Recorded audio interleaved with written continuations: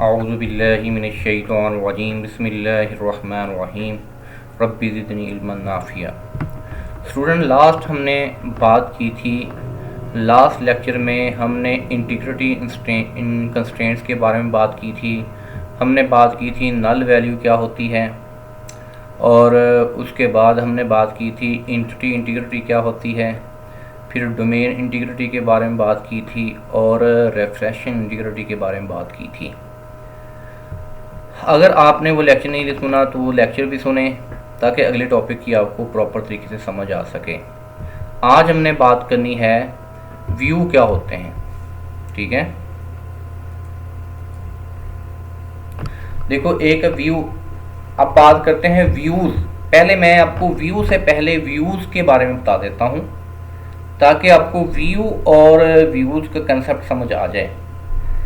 जब हमने 3 level architecture पढ़ा था, आंसी स्पार्क का जो आर्किटेक्चर पढ़ा था, जिसमें 3 लेवल हमने बात की थी। हमने इंटरनल लेवल की बात की, सॉरी एक्सटर्नल लेवल की, कंसेप्चुअल लेवल, और हमने बात की थी इंटरनल लेवल की। अब देखो कि एक हमें वहाँ भी व्यूज़ इस्तेमाल होते हैं, उसमें 2 किस्म के हमने बात करेंगे। कंसेप्चुअल, जहाँ पे बेस रिलेशन यहाँ पे क्रिएट किया जाता है, जहाँ पे टेबल क्रिएट किए जाते हैं, वो हमारा कंसेप्चुअल व्यू होता है। और उसी से मतलब का फिर क्या है, एक्सटर्नल व्यूज़ होते हैं, वो यूज़र के मतलब का होते हैं। जो कंसेप्चुअल व्यू होता है वो स्पेसिफिक यूज़र के मतलब का होता है, जैसे वो DBA है, उसके मतलब का होता है, वो भी व्यूज़ हैं। ठीक है, और दूसरे नंबर पे हमारे एक्सटर्नल व्यूज़, एक से ज़्यादा व्यूज़ होते हैं यूज़र के मतलब का। ठीक है ना, एक तो व्यूज़ वो हैं। ठीक है, यहाँ पे बात हो रही है कि व्यूज़ की आपको समझ आ जाए व्यूज़ क्या होते हैं। फिर हम जब इस व्यूज़ की समझ आ जाएगी, फिर हम बताएंगे कि जो व्यू हमने जिसकी तरफ हम जा रहे हैं उसको क्या मकसद है। कहता है इन 3 level ANSI Spark architecture we describe an external view as a structure of database as it appear to a particular user। वही बात कि जो हम कंसेप्ट 3 लेवल आर्किटेक्चर में जो कंसेप्चुअल व्यू बनाते हैं वो एक स्पेसिफिक यूज़र के मतलब का होते हैं। In relational model the word view has a slightly difference meaning, थोड़ा सा कता फ़र्क है। Rather than being an entire external model of the user views, अगर एक्सटर्नल लेवल की बात करें तो उसमें क्या होंगे, हमारे यूज़र व्यूज़ होते हैं। अब वो यूज़र व्यू, इसमें फ़र्क सुन लें। कहता है अब वो एक यूज़र व्यू अलग होते हैं। अब कहते हैं व्यू इज़ ए वर्चुअल और ड्राइव्ड रिलेशन। ठीक है, वो व्यू, यहाँ पे जो हम व्यू की बात कर रहे हैं कि जिसकी हम समझाना चाहते हैं, कहते हैं ये व्यू ड्राइव्ड होता है किससे, बेस टेबल से एक्सेस किया जाता है, बेस टेबल से ड्राइव्ड किया जाता है। ये उस व्यू की बात हो रही है। ठीक है ना, हमारे पास 3 किस्म की बात बताई मैंने। एक कंसेप्चुअल व्यू होता है, वो एक पर्टिकुलर यूज़र के मतलब का होता है। एक एक्सटर्नल व्यूज़ होते हैं, यूज़र 1, यूज़र 2, यूज़र 3, मुख्तलिफ यूज़र के लिए मुख्तलिफ व्यू इस्तेमाल करने पड़ते हैं हम 3 लेवल आर्किटेक्चर के एक्सटर्नल लेवल के ऊपर। अब जो व्यू हम बात कर रहे हैं वो क्या, एक वर्चुअल टेबल होता है जो बेस टेबल से निकाला जाता है। क्लियर होगी बात यहाँ तक। A relation that does not necessary exist in its own right. ठीक है ना, ये लाजमी नहीं है, ये जो व्यू है हमारा ये लाजमी नहीं है कि पहले मौजूद हो, but may be dynamically derived from 1 और मोर बेस रिलेशन। क्या है, लेकिन उसको बनाया जा सकता। डायनामिकली से मुराद क्या है कि कभी उसके 2 एट्रीब्यूट होते हैं, कभी 3 एट्रीब्यूट होते हैं, कभी 4 एट्रीब्यूट, यानी चेंजिंग हो सकती है किससे, एक या एक से ज़्यादा बेस रिलेशन के। दस an external model can consist of both. अब कहता है एक्सटर्नल मॉडल के ऊपर दोनों किस्म की व्यू होते हैं। एक जो हमारे बेस रिलेशन वाले, वो भी व्यू होंगे जो कंसेप्चुअल लेवल से निकलते हैं। जो कंसेप्चुअल लेवल पे वो डेटाबेस जो रिलेशन बनाया जाता है उसका व्यू एक होता है बेस रिलेशन का व्यू। जो असल हमारा टेबल होगा, जो डेटाबेस में स्टोर पड़ा होगा, उसको बेस टेबल कहते हैं। तो कहता है एक्सटर्नल जो मॉडल होगा 2 किस्म के व्यूज़ पे मुश्तमिल होता है। एक बेस रिलेशन से व्यू वाले, और दूसरा बेस रिलेशन से जो व्यू ड्राइव्ड किया जाता है, जो एक नया टेबल बनाया जाएगा उसका व्यू भी आपको एक्सटर्नल मॉडल पे मौजूद होगा। समझ आ गई बात, यहाँ तक क्लियर होगी। अब बात करते हैं हमारा बेस रिलेशन क्या होता है। क्या है बेस रिलेशन? क्या होता है बेस रिलेशन? क्या होता है कि जो प्रैक्टिकली फिजिकली तौर पे डेटाबेस में स्टोर होता है। फर्ज करो आप में से कोई एडमिशन के लिए आया, तो मैंने क्या किया, आपका role number, name, class, marks just आपके डेटाबेस में मैंने स्टोर कर दिए। अब वो डेटाबेस में स्टोर पड़े हैं, वो आपका क्या होगा, वो आपका बेस रिलेशन होगा। वो एक बेस रिलेशन भी हो सकता है, फर्ज करो आपकी क्लास की इंफॉर्मेशन के बारे में, आपकी टीचर के बारे में इंफॉर्मेशन के बारे में, और उसके बाद आपके चलान फॉर्म के बारे में, आपकी बुक्स के बारे में, जितने भी टेबल पड़े होंगे डेटाबेस में ऑलरेडी स्टोर पड़े होंगे, वो हमारे कहलाएंगे बेस रिलेशन कहलाएंगे। ये फिजिकल तौर पे हमारे डेटाबेस में स्टोर पड़ा होता है। कहता है इन नेम्ड रिलेशन, नेम से मुराद क्या है, जैसे मैंने इस टेबल का नाम क्या रखा, student. Named relation, name must है cross product to an entity in the conceptual schema, जो किसी ना किसी एंटिटी को मेंशन कर रहा है, उसमें किसी न किसी एंटिटी के बारे में। अगर वो एंटिटीज हमारे पास स्टूडेंट हैं तो स्टूडेंट का टेबल होगा, अगर वो टीचर के बदल का है वो टीचर का टेबल होगा। whose टुपल्स आर फिजिकली, यहाँ पे सुन ले फिजिकली, यानी वो डाटाबेस में स्टोर हों, फिजिकली स्टोर इन डाटाबेस, वो हमारा क्या कहलाएगा, बेस रिलेशन कहलाएगा। यहाँ पे मैंने मिसाल दी आपके सामने, मैंने स्टूडेंट की मिसाल दी, roll number, name, class, marks वगैरह से, ये क्या है, इसके एट्रीब्यूट हैं और ये ऑलरेडी डाटाबेस में स्टोर पड़े हैं। और इस टेबल का नेम्ड रिलेशन क्या है, स्टूडेंट है। क्लियर होगी बात यहाँ तक। तो बेस रिलेशन वो रिलेशन होता है जो हमारा ऑलरेडी, यानी हमने उसको डाटाबेस में स्टोर करके फिजिकल तौर पे रखा होता है। क्लियर होगी बात। स्टूडेंट अब बात करनी हमने व्यू के बारे में। देखो व्यू का होता है बेस रिलेशन से ड्राइव्ड किया जाता है। क्या किया जाता है, ये बेस रिलेशन से अखज़ किया जाता है, ड्राइव्ड किया जाता है। अब इसके बारे में पढ़ते हैं, इसकी ज़रूरत क्यों पेश आती है। तो पहले बात कर लेते हैं, कहते हैं dynamic result of one. The dynamic से यहाँ पे मुराद क्या है, एक होते हैं फिक्स स्टैटिक, कि एक दफ़ा 3 कॉलम आने, 3 ही कॉलम हर दफ़ा आएंगे, वो होता है स्टैटिक। डायनामिक, कभी हमने एक दफ़ा व्यू बनाया उसके 2 एट्रीब्यूट आ गए, मैंने दूसरी दफ़ा व्यू बनाया उसके 3 एट्रीब्यूट बना लिए आ गए, मैंने कहीं और फिर कभी एट्रीब्यूट बनाया उसमें से 4 एट्रीब्यूट आ गए, हो सकता है 2, 3, 4 जितने भी एट्रीब्यूट, वो होता है डायनामिक। स्टैटिक होता है हर दफ़ा फिक्स ही रहने हैं, ठीक है। The dynamic result of one or more relational operations operating on the base relation, base relation के ऊपर ऑपरेशन परफॉर्म करते हैं, और to produce another relation, एक और टेबल बनाने के लिए। अब वो जो नया टेबल बनेगा ये यहाँ पे होगा, ये व्यू कहलाएगा हमारा, क्या बनाएगा, ये हमारा व्यू होगा, ठीक है। इससे नया टेबल हम एक जो बनाएंगे ये हमारा क्या होगा, व्यू यहाँ पे होगा, ठीक है। अब ये इसको क्यों बनाया जाता है, कहता है view is a virtual relation that does not necessarily exist in database. ये पहले डेटाबेस में नहीं होता, ठीक है ना, व्यू अखज़ किया जाता है, but can be produce upon the request of particular user. क्या है, पर्टिकुलर यूज़र की रिक्वेस्ट के ऊपर इसको बनाया जाता है, at the time of request, जब उस यूज़र रिक्वेस्ट सेंड करता है।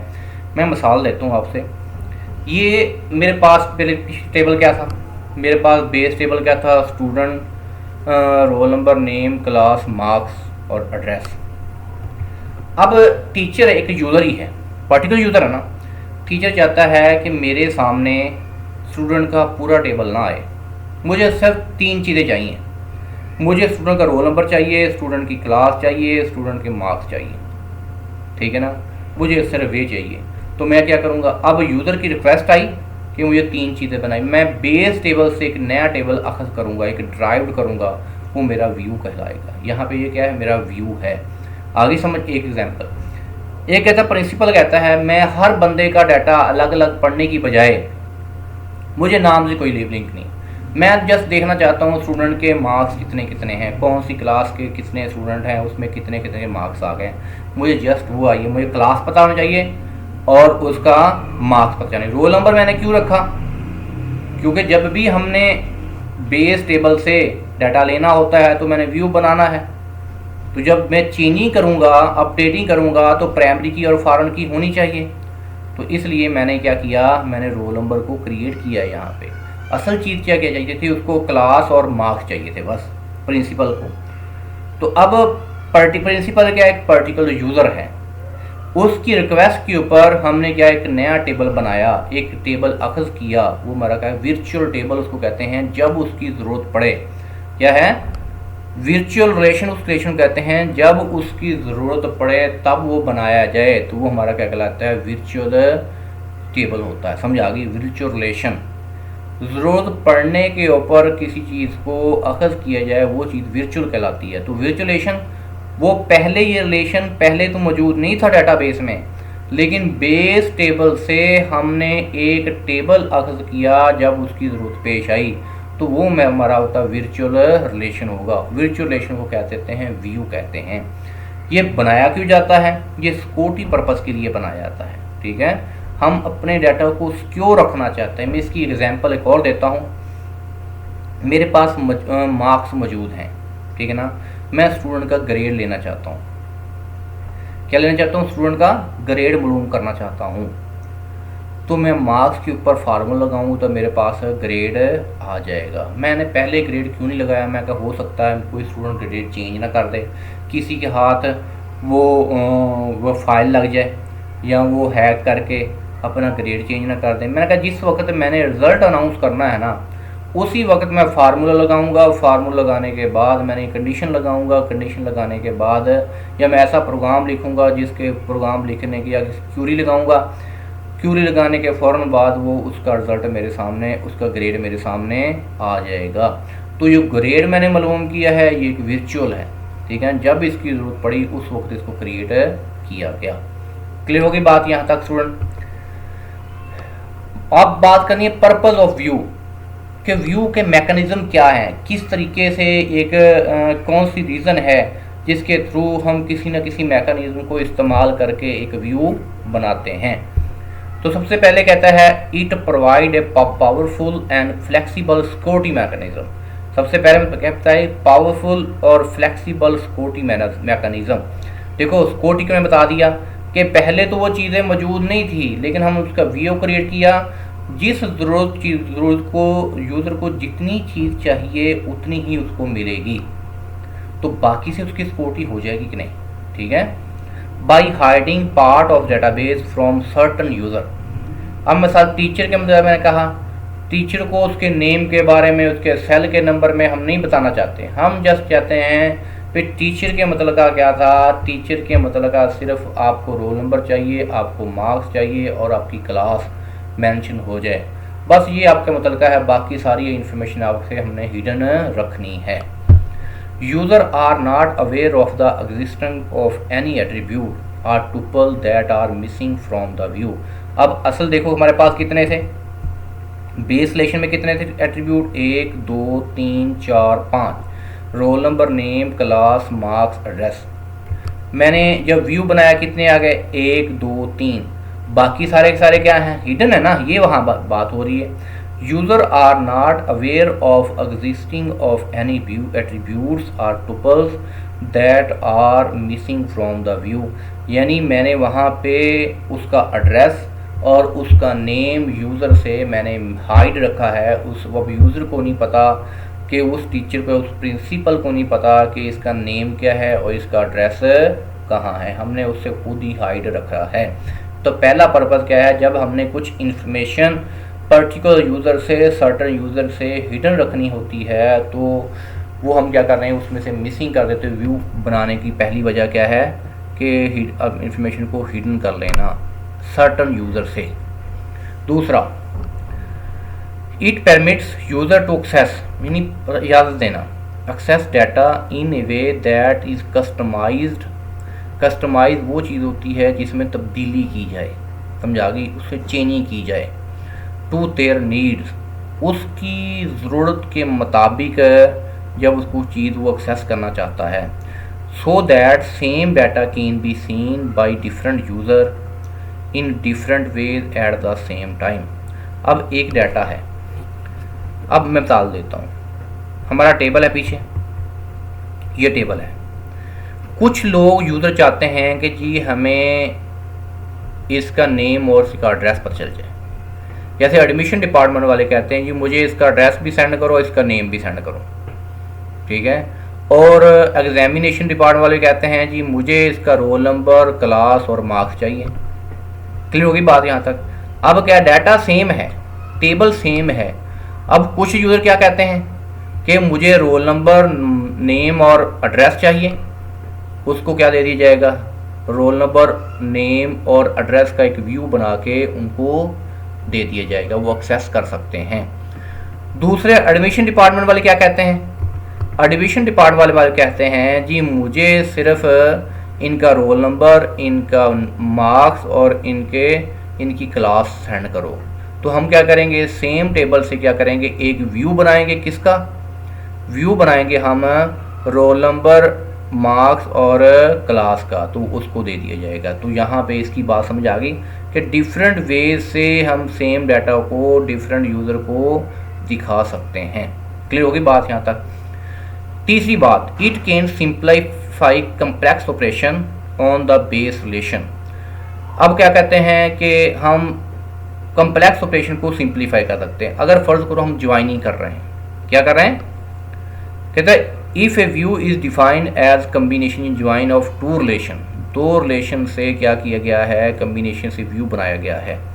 User may now perform more simple operation on the view. हम इसको मज़ीद सादा करना चाहते हैं, मज़ीद आसान करना चाहते हैं। Which will be translated by database management system into equivalent operation on the join. हम ऐसे ऑपरेशन परफॉर्म करेंगे, ऐसा व्यू बनाएंगे जिसकी वजह से ऐसे ऑपरेशन जो सिंपल तरीन ऑपरेशन होंगे उस ऑपरेशन को परफॉर्म करके उसका व्यू क्रिएट कर सकते हैं। ये तीन बड़े मकासद थे एक व्यू को बनाने के। स्टूडेंट आपको यहाँ तक समझ आ गई होगी। अगर अभी तक आपने हमारा चैनल सब्सक्राइब नहीं किया, हमारे चैनल को सब्सक्राइब करें, बेल आइकन दबाएं ताकि हर आने वाली वीडियो का नोटिफिकेशन आपको मिलता रहे। जी नेक्स्ट बात करने अपडेटिंग ऑफ व्यू। अपडेटिंग से मुराद यहाँ पे क्या है कि व्यू के अंदर कोई तब्दीली करनी है, तो व्यू के अंदर तब्दीली उस वक्त करेंगे जब हम बेस टेबल में कोई तब्दीली करेंगे तो ऑटोमेटिकली कहाँ पे हो जाएगी, वो व्यू के अंदर तब्दीली हो जाएगी। All update to a base relation should be immediately reflected in all views that reference the base relation. यानी ये फॉरेन की और प्राइमरी की से जब उसको रेफरेंस किया जाएगा, ज्वाइन किया जाएगा, तो बेस टेबल में जो भी तब्दीली होगी तो उसके मतलब जितने भी उस बेस टेबल से व्यू बनाए गए थे उसमें तब्दीली हो जाएगी। क्लियर होगी बात। Similarly if view is updated, हाँ अब देखो बेस रिलेशन में तब्दीली से सारे व्यू में तब्दीली हो जाएगी, लेकिन एक व्यू में तब्दीली करने से सारे यानी बेस रिलेशन में तब्दीली नहीं होगी। क्या नहीं होगी, बेस रिलेशन में तब्दीली नहीं होगी, बल्कि बेस रिलेशन में डाटा कुछ और पड़ा होगा और व्यू के अंदर डाटा कोई और पड़ा होगा। फर्ज करो एक स्टूडेंट के गलती से मार्क्स कम लग गए, तो टीचर के सामने आया, टीचर ने उसके मार्क्स अपडेट कर दिए। अब वो व्यू में तो अपडेट हो गए, लेकिन बेस रिलेशन जब वो प्रिंसिपल के पास पहुंचेगा वही व्यू, या वो रिकॉर्ड जब मेंटेन रखा जाएगा तो क्या होगा, तो उस वक्त उधर मार्क्स कुछ और होंगे और व्यू में मार्क्स कुछ और होंगे। तो इसलिए जब व्यू में तब्दीली करेंगे, व्यू को अपडेट करेंगे, तो बेस रिलेशन में अपडेशन नहीं होगी। तो यही वजह है कि हमने कहाँ पे हम रिस्ट्रिक्शन लगाएंगे कि जस्ट बेस रिलेशन में ही तब्दीली हो तो फिर ही व्यू में तब्दीली हो सके। लेकिन अगर सम टाइम ऐसे भी अलाउ कर दिया जाता है कि कंडीशन ऐसी होती हैं कि बेस रिलेशन में भी तब्दीली कर सकते हैं। However, there are restriction. The कहता है underlying the base relation should reflect the change. However, there are restriction on types of modification that can be made through view. कहता वही हम पाबंदियाँ लगा देंगे कि व्यू के अंदर हम तब्दीली नहीं करनी। वही समराइज बिलो द कंडीशन। हाँ कहता है कोई ऐसी चीज़ें हम बात कर लेते हैं कि under which most system determine whether an update is allowed through view, के व्यू के थ्रू भी हम अपडेशन कर सकते हैं। ठीक है, अब वो कौन सी वजूहात हैं। सबसे पहली बात सुना कि किन वजूहात के ऊपर हम व्यू के अंदर तब्दीली करेंगे तो कोई असर नहीं पड़ेगा। और किन सूरतों में अगर व्यू की तब्दीली कर ली तो फिर क्या कितने असरात होंगे, तो फिर वहाँ पे व्यू में तब्दीली करने की हमें इजाज़त नहीं होगी। कहता update allowed through view defined using a simple query involving a single base relation. पहली बात कहता सिंपल क्यूरी हो और सिंगल ही बेस रिलेशन हो तो उस वक्त हम व्यू के अंदर तब्दीली करने की इजाज़त दे देंगे। एंड कंटेनिंग आइदर प्राइमरी की और कैंडिडेट की ऑफ बेस रिलेशन, क्या यह प्राइमरी की कैंडिडेट की वो बेस रिलेशन के अंदर ही हो, उसके अंदर ही मौजूद हो, तो फिर तो हम अलाउ कर देंगे कि आप बेस रिलेशन व्यू के अंदर तब्दीली कर सकते हैं। ठीक है, अब बात किस सूरतों में व्यू की तब्दीली नहीं कर सकते। Update are not allowed through views involving multiple base relation. अब व्यू क्या बने, मल्टीपल बेस रिलेशन, एक से ज़्यादा बेस रिलेशन से हमने एक व्यू बनाया था, और जब एक से ज़्यादा बेस रिलेशन से व्यू बनाया जाएगा तो उसमें व्यू में तब्दीली करने की परमिशन नहीं होगी, बल्कि बेस रिलेशन में तब्दीली करेंगे तो फिर ये हमारी करेक्शन होगी, अदरवाइज़ करेक्शन नहीं होगी। यहाँ पहली कंडीशन क्या है कि इसमें व्यू के अंदर तब्दीली नहीं कर सकते, इसकी परमिशन नहीं होगी। दूसरी बात, update are not allowed through views involving aggregation और ग्रुप ऑपरेशन। जब क्या है एक से ज़्यादा ऑपरेशन होंगे तो फिर भी हम व्यू में तब्दीली करने की परमिशन नहीं देंगे। क्लियर होगी बात। यानी ये दो वजूहात ऐसी थी जिसकी बेस के ऊपर हम कभी भी व्यू के अंदर तब्दीली करने की परमिशन नहीं देंगे। क्लियर होगी बात। ये एक वजूहात थी जिसके ऊपर हम व्यू में तब्दीली करने की परमिशन दे देंगे। ये classes of view have been defined. कहता कौन कौन सी व्यूज़ की क्लास हो सकती हैं, that are theoretically not updatable, जो थ्योरेटिकल अपडेटेबल नहीं होगी, थ्योरेटिकल अपडेटेबल होगी एंड पार्शियल अपडेट। ये तीन क्लासेस हैं जो थ्योरेटिकल अपडेट नहीं होंगी, जो थ्योरेटिकल अपडेट होगी और पार्शियल अपडेट होंगी, अपडेटेबल होंगी। ये तीन किस्म की क्लासेस हैं। A survey of updating relation view can be found in, कहता है ये कहाँ पे फाउंड किया गया, इन फोटोडो एंड क्सान्वो 1985 में इसको फाउंड किया गया। तो स्टूडेंट आपको इस लेक्चर की उम्मीद है समझ आ गई होगी इंशाल्लाह। तो अगर कोई भी फिर मसला हो कमेंट बॉक्स में मुझे कमेंट करें, इंशाल्लाह इसका मैं आंसर जो भी क्यूरी होगी उसको आंसर अप्लाई कर दूंगा। आपको वीडियो अच्छी लगे इसको लाइक भी करें और दूसरे दोस्तों को शेयर भी करें। जज़ाकल्लाहु खैरन।